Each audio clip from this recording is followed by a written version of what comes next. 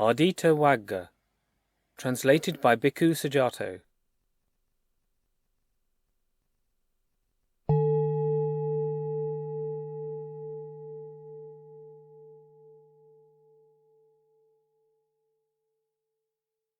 On fire.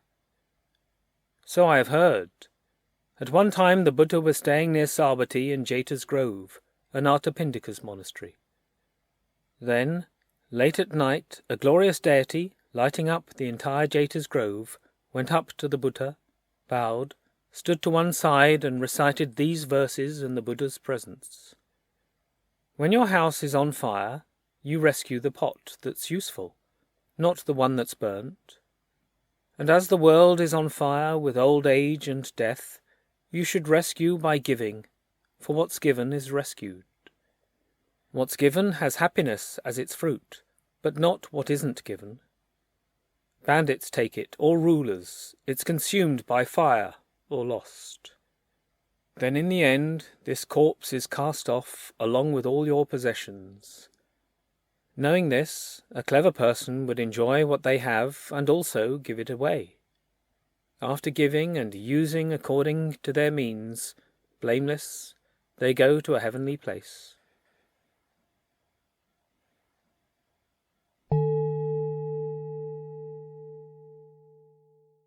Giving what? Giving what do you give strength?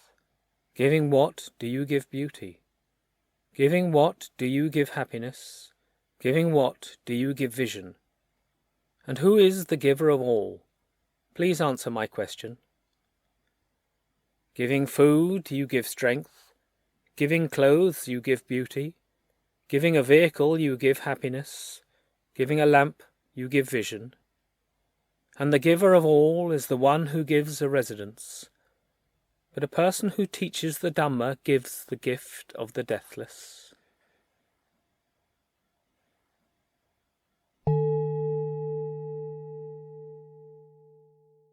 Food. Both gods and humans enjoy their food, so what's the name of the spirit who doesn't like food? Those who give with faith and a clear and confident heart partake of food in this world and the next. So you should dispel stinginess, overcoming that stain, and give a gift. The good deeds of sentient beings support them in the next world.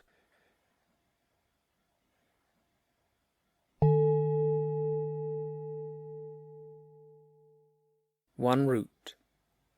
One is the root, 2 are the whirlpools, 3 are the stains, 5 the spreads, 12 the ocean's whirlpools. Such is the abyss crossed over by the hermit.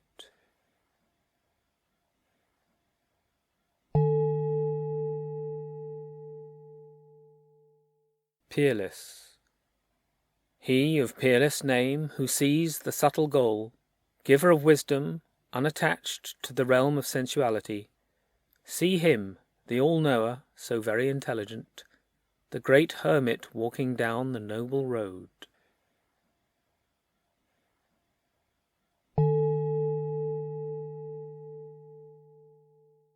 Nymphs. It's resounding with a group of nymphs, but haunted by a gang of goblins. This grove is called Delusion. How am I supposed to live like this? That path is called the Straight Way, and it's headed for the place called Fearless. The chariot is called Unswerving, fitted with wheels of skilful thoughts. Conscience is its benchback, mindfulness its upholstery.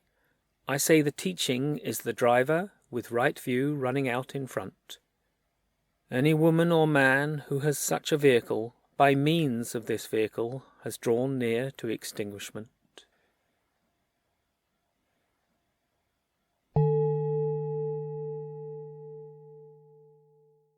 Planters. Whose merit always grows by day and by night, firm in principle, accomplished in conduct, who's going to heaven? Planters of parks or groves, those who build a bridge, a drinking place and well, and those who give a residence. Their merit always grows by day and by night. Firm in principle, accomplished in conduct, they are going to heaven.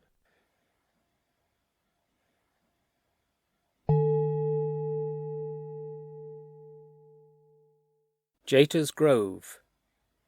This is indeed that Jeta's Grove frequented by the Sangha of hermits, where the king of Dhamma stayed. It brings me joy. Deeds, knowledge and principle, ethical conduct, and excellent livelihood, by these are mortals purified, not by clan or wealth. That's why an astute person, seeing what's good for themselves, would examine the teaching properly, and thus be purified in it. Sariputta has true wisdom, ethics, and also peace. Any mendicant who has crossed over can at best equal him.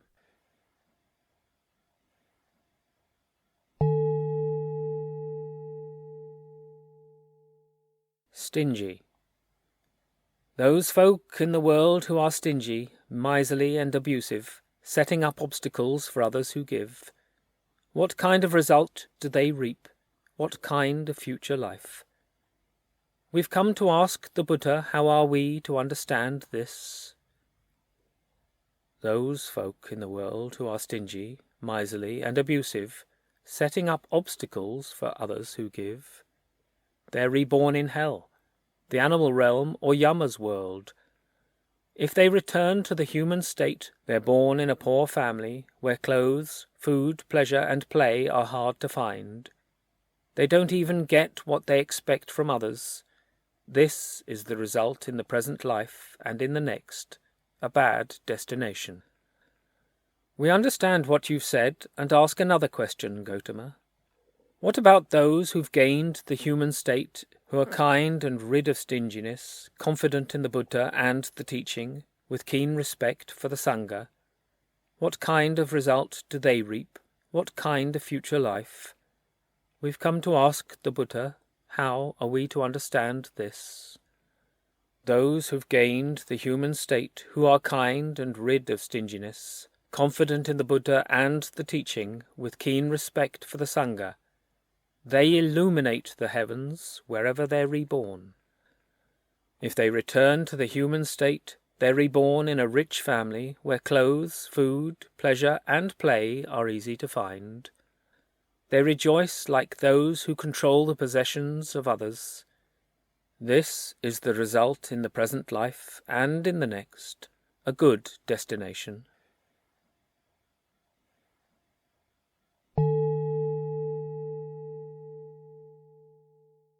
With Gatikara.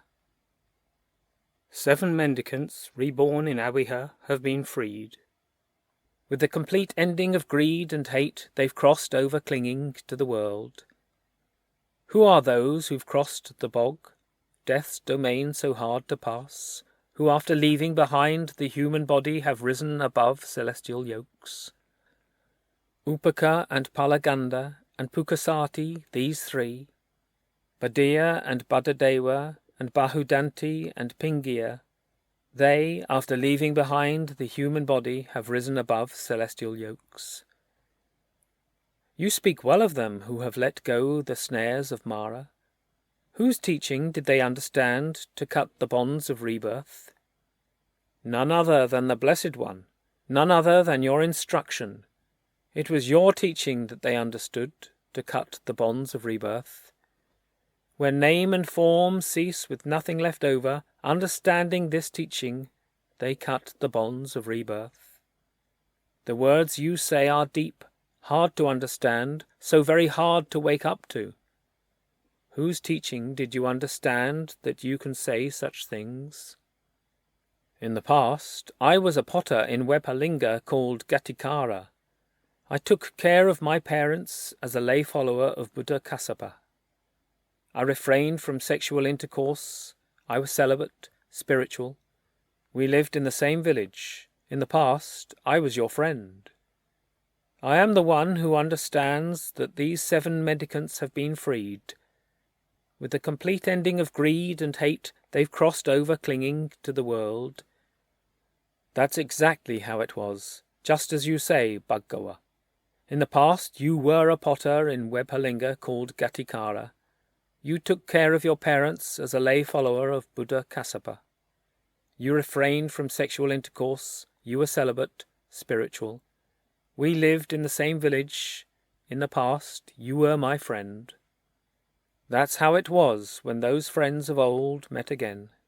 Both of them have developed themselves and bear their final body.